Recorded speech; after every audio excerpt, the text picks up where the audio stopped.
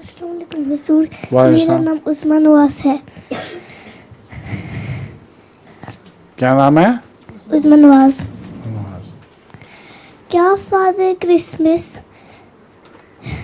है या father Christmas का क्या है?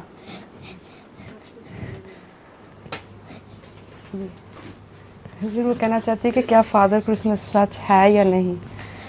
फादर क्रिसमस बनाते हैं, सच है कि क्या वो मतलब ऐसे ही वाला है।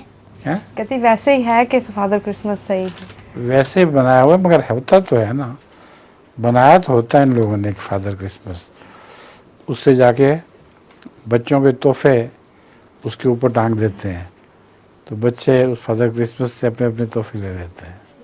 तोहफे तो ट्री से टांगते हैं, हैं? क्रिसमस ट्री से टांगते हैं ना तोहफे तो।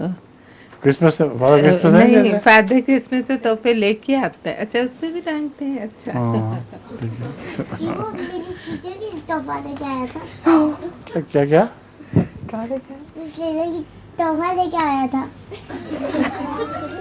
उसके क्या? बाद में उसके बड़े रैपर में था।